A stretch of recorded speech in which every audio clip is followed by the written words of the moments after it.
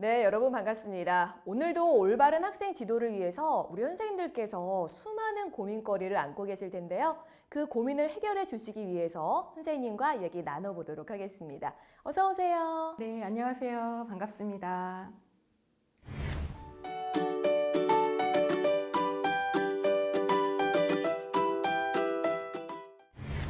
선생님, 오늘의 주제는 뭔가요? 네, 이번 시간에는 글읽기에 관심이 없거나 동기가 없는 학생을 지도하기 위한 방법 및 전략에 대해 알아보도록 하겠습니다.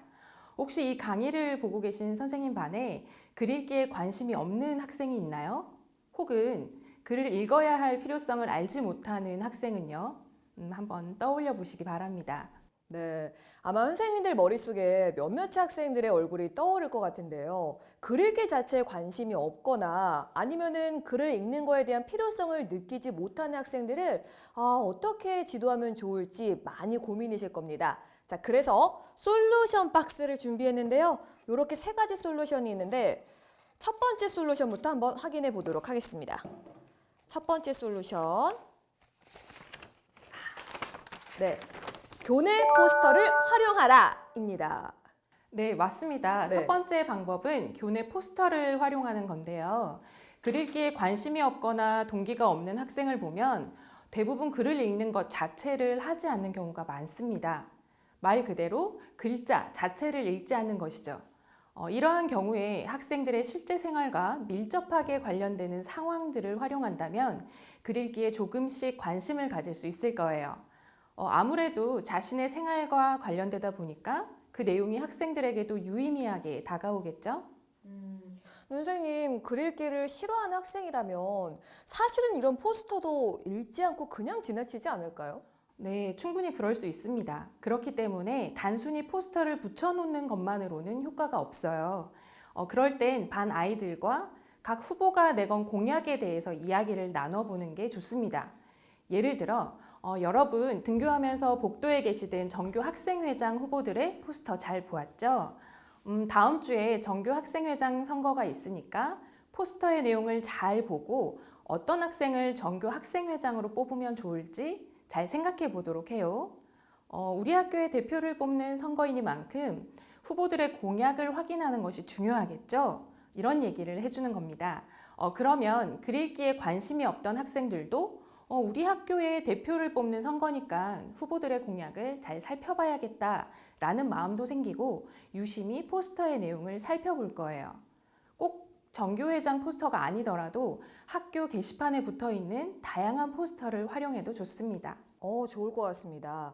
자, 그럼 이어서 두 번째 솔루션도 한번 확인해 보도록 할게요. 여기 있습니다. 두 번째 솔루션. 네. 설명서를 활용하라입니다. 네, 두 번째는 설명서를 활용하는 겁니다.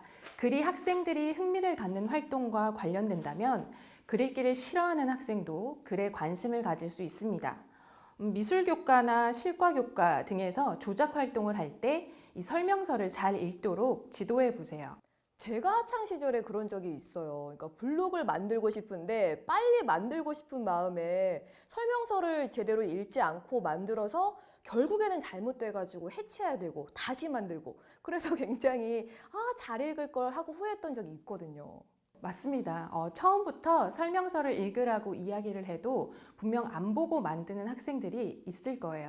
그런데 학생들이 설명서를 읽지 않고 조작 활동을 했을 때 나타날 수 있는 문제점을 깨닫도록 하는 것이 이 글 읽기의 필요성을 느끼게 하는 방법이 될 수 있습니다. 그리고 설명서를 읽고 다시 해냈을 때, 와, 잘하는 걸 설명서를 읽으면서 만드니까 이번에는 제대로 잘 만들었구나. 남은 시간 동안 열심히 만들어 보자와 같은 칭찬도 잊지 말아야겠죠. 꼭 교구가 아니더라도 문구점에서 자신이 사고 싶은 장난감을 조사하고 그 장난감을 조립하는 방법을 알아오도록 하는 활동도 아주 재미있어 할 것 같습니다. 네.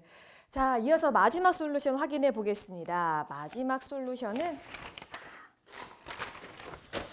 가정통신문을 활용하라입니다.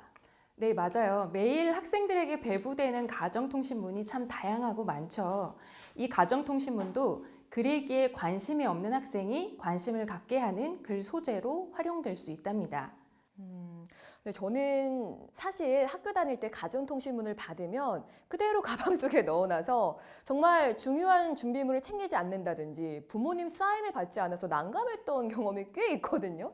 네, 맞아요. 그런 학생들이 실제로도 많이 있습니다. 네. 그럴 땐 가정통신문을 배부하고 나서 바로 가방에 넣지 않고 학생들에게 꼼꼼하게 읽어보도록 해보세요. 예를 들어서 예슬아, 가정통신문의 제목이 뭐지? 또는 철수야, 신청일은 언제지? 와 같은 질문을 통해서 가정통신문의 제목이나 구체적인 내용이 무엇인지 꼼꼼하게 읽어보도록 하는 거예요. 가정통신문은 학생들의 학교 생활과 밀접하게 관련된 만큼 학생들도 관심을 갖고 읽어볼 수 있을 겁니다. 학생들이 다 읽은 다음에는 학생들과 가정통신문에 관해 대화를 나누어 보는 것도 좋습니다. 네. 자, 오늘은 글 읽기에 관심이 없거나 동기가 없는 학생 지도하기에 대해서 알아봤는데요. 선생님 마지막으로 정리 부탁드릴게요. 네, 첫 번째로 교내 포스터를 활용하라. 정교 어린이 회장 후보들의 공약 포스터를 포함해서 다양한 포스터를 활용해 보세요. 두 번째, 설명서를 활용하라. 학생들이 흥미있는 활동과 관련된 설명서를 활용해 보세요. 마지막으로 세 번째, 가정통신문을 활용하라. 학교에서 배부하는 다양한 가정통신문을 활용해 보시기 바랍니다. 네. 자, 글 읽기에 관심이 없거나 또 동기가 없는 학생들을 지도하기 위해서 오늘도 열심히 하고 계시는 우리 선생님들 응원하겠습니다. 선생님 오늘 좋은 말씀 감사합니다. 감사합니다.